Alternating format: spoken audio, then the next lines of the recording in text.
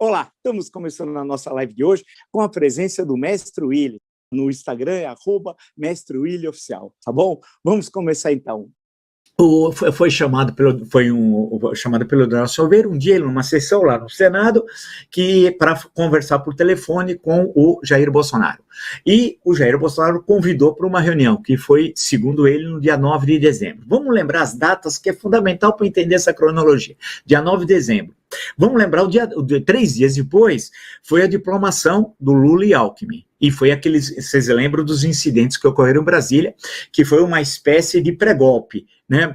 Foi uma espécie de antecipação do 8 de janeiro. Foi um ensaio geral do golpe de Estado do 8 de janeiro no dia 12. Vocês se recordam, né? Ninguém foi preso e tal. Então, naquele ambiente, é importante entender o ambiente histórico, isso é essencial. No dia 9, né, ele teria tido essa reunião com o Bolsonaro. E o Bolsonaro ficou ouvindo, disse que estavam só 3 pessoas, Bolsonaro, Daniel Silveira e Marcos Duval, e veio a história que e tem os prints, né, que ele dos prints dele com Daniel Silveira, né, de um plano golpista que passava por gravar o ministro Alexandre de Moraes de forma clandestina, né? E segundo o senador, isso eles iam denunciar ele ia estimular o ministro Alexandre de Moraes a falar que tinha descumprido a Constituição, imagina, né? Que tinha avançado além do que determina a lei. Eles iam gravar, ele ia gravar de forma clandestina e divulgaria isso e abriria as condições para o Bolsonaro, que estava no exercício da presidência da República, prenderia o Alexandre de Moraes, anularia a eleição e só Deus sabe o que aconteceria a posteriori, se teria uma nova eleição, se teríamos uma ditadura. Provavelmente a hipótese 2 é a mais provável, né, e imporia ditadura. Isso teria ocorrido, portanto, no dia 9. Né? Aí, eu estou citando aqui a Folha de São Paulo, tem a CNN Brasil, tem o Globo, tem aqui ele, durante o dia, foi dando várias entrevistas e tem algumas modificações, eu chamaria de modulações no discurso dele, mas o que interessa é que a reunião ocorreu, o Bolsonaro teria, na maior parte das vezes, das versões que ele apresentou, ficado calado e, no final, disse que aguardaria a resposta do Marcos Duval. Né? E o Daniel Silveira que teria apresentado o projeto, vamos chamar assim, entre aspas, golpista. E, portanto, o presidente da República ouviu o projeto golpista e disse ao Duval, na versão mais amena, que ficaria aguardando a resposta dele. Portanto, no mínimo, ele prevaricou gravemente contra a Constituição, contra a ordem democrática, contra o Estado Democrático de Direito. Ele poderia, inclusive, dar ordem de prisão ao Daniel Silveira, né, por estar cometendo um crime gravíssimo, né?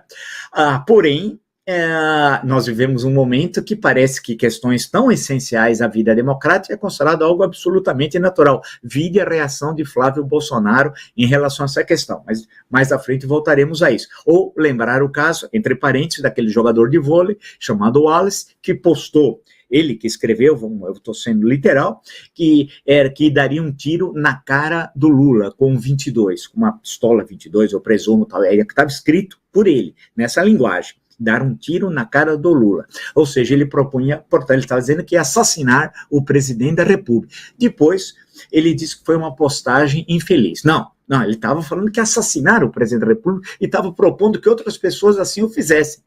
Né? E não é uma postagem infeliz, é um ato criminoso. Aqui, nesse episódio do golpe de Estado que eles estavam preparando no dia 9 de dezembro, é um ato criminoso. Né? E não é, ao contrário do que uma eu estou citando aqui a Folha de São Paulo, a Folha de São Paulo diz o seguinte: provocação do MBL, porque ele falou isso nessa madrugada. MBL é o Movimento Brasil Livre, numa live. Foi estopim para a revelação de Marcos Duval sobre o suposto plano golpista. O movimento irritou o parlamentar ao chamá-lo de traidor por seu posicionamento na eleição para o presidente do Senado. Não. Quando ele conversa com o MBL de madrugada, uma conversa patética, ele está alterado, percebe-se, ele fala que já tinha dado entrevista à revista Veja. Portanto, vamos repor os fatos, isso é fundamental para a história, para entender o que é que aconteceu. Ele já tinha dado entrevista à revista Veja. Se ele deu a entrevista na quarta-feira, não sei, na terça-feira, na segunda, ele já tinha dado a entrevista, é isso que interessa.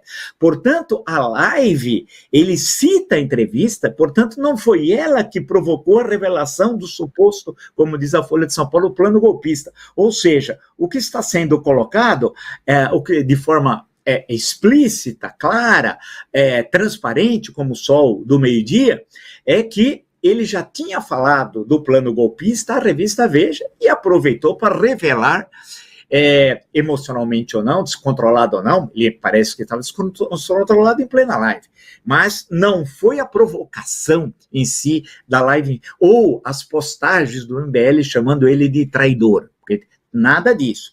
Agora, há muito mistério ainda nisso. Essa história precisa ser melhor contada, né? Porque ele teria procurado o ministro Alexandre de Moraes e denunciado, porque, segundo ele, conhecia já o ministro Alexandre de Moraes quando era secretário de Segurança Pública aqui em São Paulo. O ministro Alexandre de Moraes agiu corretamente e disse o seguinte: o senhor está falando tudo isso? Coloque isso no papel, dê um depoimento e assine. Ele falou, não farei isso. Então, o ministro nada pôde fazer, corretamente também, e logo saberemos melhor tudo isso. Portanto, essa passagem aqui da Folha de São Paulo não é lá muito feliz.